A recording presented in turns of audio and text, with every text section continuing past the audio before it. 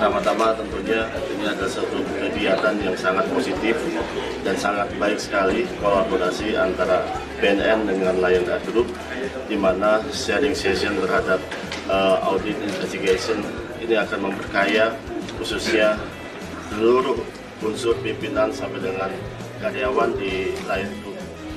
Harapannya kepada seluruh peserta, khususnya sharing session di training ini akan semakin mendalami dan semakin mengetahui bagaimana kita bisa mengenal dan mencegah proses terhadap peredaran narkotika, baik itu internal maupun eksternal. Harapannya seluruh peserta dapat juga akan menjadi duta-duta narkotika terhadap duta-duta pencegahan narkotika di Republik Indonesia.